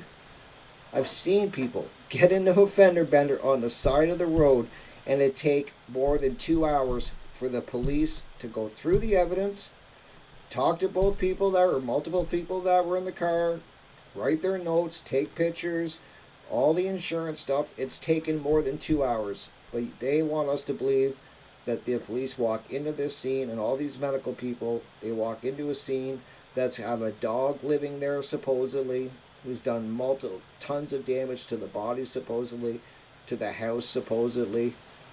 The it's just frustrating, and that's what I want to leave you guys with. If you guys start going down this rabbit hole and looking into this case, and you go to Catherine Michele's YouTube channel, which I highly recommend you go and subscribe to. As you saw, she's an amazing woman. She's very friendly, if you just talk to her with respect, and she answer it. Even if you disagree with what you find, if you want to have a discussion with her, she's more than willing to sit down and discuss and toss ideas back and forth. As she said, she's all open for that. You just have to be a little respectful, people. Just, that's all it takes is a little kindness. And she was an amazing guest. I'm so happy that she was the first guest of this podcast. I know, guys, it's a little bit rough of a podcast. I mean, I had to figure a few things out here, and it's kind of crazy. Like, it took me a while to get all of this figured out, but it's only going to get better in the future. I'm definitely going to make sure that everything's up and it's going to get better as we go down the road. But it's episode 1, man. Episode 1 of Crypt Rick's I've Been Thinking. I had to jump in the pond. I jumped in the deep end, and that's the way I wanted to do it, because I wanted to, get my feet wet and have a little fun doing this. So I've been talking long enough, guys. I'm sorry. I really enjoyed that interview. I thank you all for who have stuck through this long interview. I know it's a long one, but it's one worth listening to. As me and Catherine said, David Crowley, at least in my opinion, I'm willing to say I do not believe did this to his family, and I don't think it's fair. I don't think it's just. There's no justice that's been served. And I just want you to think on closing, what if this was one of your family members, that that this happened in your family? Actually, let's make it personal, in your family, and that the family and then the memory of your loved one has to live with that hanging over their memory. That's what people are going to think, that they killed themselves, they killed their daughter, his daughter, he killed his wife, and he snapped one day, just out of the blue. He's going, you could see in his journals, you can see them you read them yourself. The man's life was going uphill. He was embracing being a father. He was embracing being a husband. He was set to move. He wanted to go to Hollywood. He wanted to start, being a movie, started making and creating movies, and multiple projects on the go, and was excited about them.